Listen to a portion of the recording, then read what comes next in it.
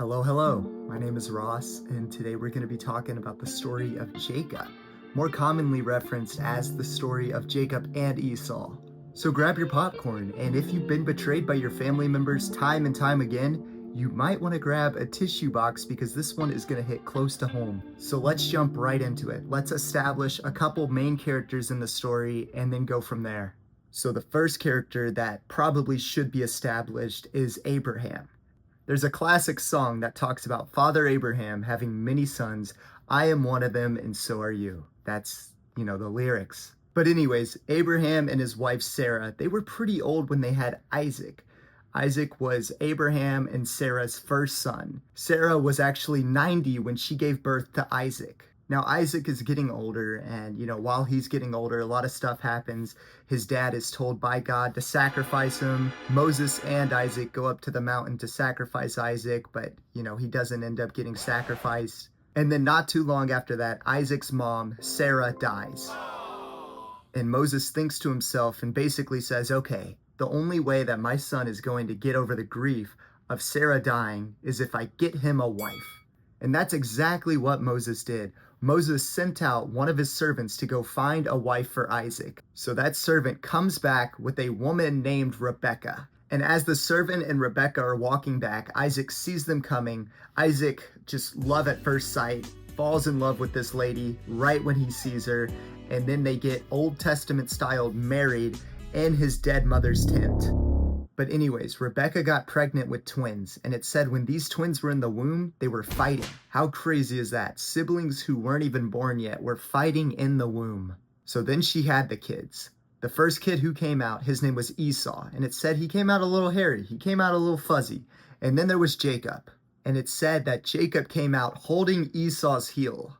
And Jacob's name fits perfectly because Jacob's name in Hebrew actually means heel. And Genesis actually talks a lot about the dynamic of this family. It says that Esau was favored by Isaac because Isaac and Esau, they would go out and they would hunt together. But it says that Jacob was favored by Rebekah because Rebekah and Jacob would stay inside and cook together. So guys who are listening who want to be their mom's favorite, just cook with your mom. That's all it takes.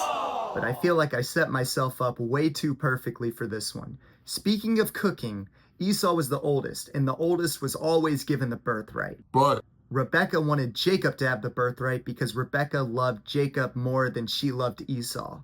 So they cooked together a plan to steal the birthright from Esau. And it's also worth noting that Esau did trade his birthright for a bowl of stew, but Isaac heard about that and he's like, nah, that doesn't really count. So Isaac still had every intention on giving his birthright to his first son, Esau. But Rebekah still thought that Jacob should have the birthright, so she got together a plan to trick her husband into giving her favorite son the birthright. And this sounds pretty easy because I already noted that they are twins, but Jacob and Esau were completely different. Just one thing that we already noted is that Jacob was a very smooth man and Esau was a very hairy man. Completely different people. But anyways, Jacob went to Isaac, his father, who was basically blind, and he put some animal skin on his arm to act like he was Esau, hairy, and he tricked his blind father into basically getting the birthright. And what was this birthright, you might ask? Well, it was an epic blessing given to Jacob by his father Isaac. The birthright can be summarized by this sentence: may God bless you anywhere you go. And we're going to see that blessing manifest later on in the story. So Jacob got the blessing. He was super happy. And then he realized his brother Esau was going to find out pretty soon. And Esau was known as a hunter. So Jacob runs to his uncle's house named Laban. And he's like, I need a place to stay. and Laban's like, oh yeah, you can stay here. Also, you're not just gonna stay here, I'm gonna pay you somehow. and Jacob ends up seeing Laban's daughter. And he's like, man, honestly. Just let me work for your daughter. And Laban's like, That sounds good to me. Let's do 7 years. 7 years. and then you can marry my daughter. And Jacob's like, Yeah, that sounds like a pretty good deal. I love your daughter. I love your daughter. and I'm not exaggerating. The book of Genesis says that Jacob worked 7 years to marry Rachel, but it only felt like a couple days because of his love for her. Now that's pretty sweet, right? Well, it gets turned around pretty fast for our friend Jacob. When it came to the wedding night, Laban ended up giving Jacob Leah, that's Rachel's older sister, instead of Rachel. Now, how this happened, I have no idea. Jacob might have been a little drunk, maybe a little excited, or it might have been very, very dark. I don't know, but that might be a question that I mentioned to Jacob in heaven. Imagine his face just turns red and he's like, "There's a reason it's not in there. You're never gonna know." So obviously Jacob is pretty mad at his uncle. Jacob's like, "Why'd you do that to me, man?" And Laban's like, "It's our culture. It's our culture. Are you really going to question our culture?" And it's like, you didn't want to mention your culture. "The 7 years I was working for you?" But anyway, Laban sweet talks his way out of it. And he's like, "Listen, all you have to do is just work another 7 years. It's not that bad. It's just 7 years. 1, 2, 3. But yeah, Jacob agrees. Jacob marries Rachel finally, but he's still married to Leah. And here's the thing. Leah's the one having all the kids. Rachel has no kids. So Leah's on a roll, having this kid, having that kid, having whatever. And then Leah has Judah. And if you know anything about the lineage of the Bible, you'll know that Jesus eventually comes through the tribe of Judah. So yeah, it's just pretty cool seeing how God works, using the lesser than to bring out his will. But yeah, there's like a whole chapter, I think it's chapter 30 of Genesis, that talks all about the pregnancies of these different women. Rachel ends up saying, "Okay, Jacob, since I'm not having any kids, here's my servant. That'll basically be good." So Jacob has a couple kids with Rachel's servant, but finally it says that God remembered Rachel, and Rachel and Jacob had their first kid, Joseph. That's right, the coat of many colors, Joseph. So remember that blessing we were talking about where Jacob basically tricked his father into blessing him? Well, right now that blessing is a curse for Jacob. Jacob is living with Laban, and right now all of Laban's land is getting blessed. And Laban is making sure that Jacob cannot leave because Laban wants his land to continue to be blessed. So basically, Laban's land had a blessing over it because of Jacob, because of Isaac. And like I mentioned before, Laban is just doing everything to make sure that Jacob stays. But Jacob finally says enough is enough, and he decides to leave Laban. So Jacob ends up packing up, and he tells his wives to pack up, and they pack up, and then Rachel, yes, the wife that Jacob ended up working 14 years for, took some household idols from Laban, and they left. Now, why Rachel did this, we don't know. We can take some guesses. If I were to guess, I would say she was just so comfortable in this house with Laban. That's where she was her entire life. So she just took something that she knew that made her comfortable, a household god, and she took it and she left with it just so she could have a portion of her house still with her. But some commentators add that she was just trying to cleanse that house before she left so Laban could focus on the one true God of Israel.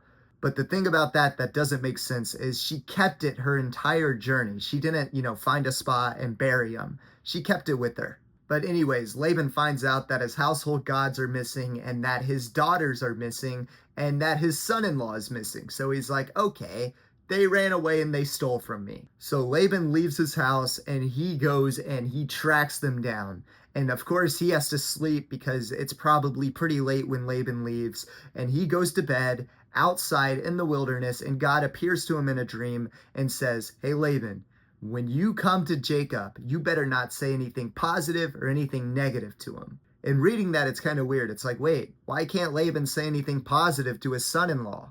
But it ultimately comes back to God's protection. God was the one who told Jacob to leave Laban in the first place. So Jacob leaves, and then Laban leaves to follow Jacob. And that's when God appears to Laban in the dream and says, don't speak positively and don't speak negatively. AKA, don't use emotional manipulation to try to get Jacob to come back because it's my will for Jacob, for him to leave you, because you're kind of crazy, dude. So anyways, Laban is obviously like, okay, I'm not going to speak negatively and I'm not going to speak positively because I don't want anything bad to happen to me. So all he really does is come up to Jacob. He complains about Jacob leaving without saying goodbye, and he complains about his household gods missing. And he's like, "You stole my household gods." And Jacob's like, "No, I didn't," because he didn't know that Rachel actually did steal them. They make a quick covenant, and then Laban leaves. So anyways, Jacob and his family, they keep trailing on, and Jacob soon realizes, oh wait, I'm about to come in contact with my brother Esau, who wants to kill me because I stole his birthright. So Jacob gets scared and he sends a couple of his men to go and seek out what Esau was doing. Those men came back and basically said, okay, Esau's coming for you, and he has 400 men with him. Jacob was obviously terrified, so he split his people up into groups, basically saying, okay, if Esau comes and attacks one of the groups, at least the other groups can survive. That's kind of what Jacob was counting on. And honestly, that's what Jacob should have been counting on, because Jacob treated Esau like garbage. So Jacob's like, okay, I'm obviously going to have to face Esau, and it might not be pretty, but I'll do it tomorrow because it's nighttime. And I guess Jacob didn't want to be around a lot of his people or his family because it said that he set up his camp away from everybody else. So when Jacob was alone, it said that a man came out of nowhere and just started wrestling Jacob. And this man was obviously holding back because the Bible says that whenever this man just touched Jacob's hip got popped out of place. And it really messed Jacob up because it talks about how the next day Jacob was limping. He couldn't really move too well. But Jacob keeps wrestling this man and he does not let go. And this person even said, okay, it's time for you to let go of me. And Jacob said, no, not until you bless me. And it's not like most people can just go around giving people blessings. Jacob realized that this person he was wrestling wasn't a normal person. It was God. Jacob realized that he had absolutely no chance of beating this man, but he kept persisting. He kept wrestling because he knew that he needed a blessing from this person. If Jacob didn't get this blessing, then he was probably going to get killed by his brother Esau in the morning. Jacob basically said, would I rather have a chance of dying from God, but also have a chance of getting a blessing from God? Or would I rather just go to Esau and get destroyed by him? And I think Jacob chose the better option. And the reason that I say that he chose the better option is because there is doctrine in these verses that we can apply to ourselves. We can gather that God blessed Jacob when Jacob was weak. Jacob highlights an important lesson of God being more likely to bless us when we're weak and humble versus proud and thinking we're on the same level as God. So Jacob, in his weakness, asked God for a blessing, asked God for strength, and God gave it to him. And in the morning after this amazing event happened, it said that Jacob gets up and he's limping a little bit because it said that God touched his hip and his hip got dislocated. But nevertheless, Jacob makes his way towards his brother Esau.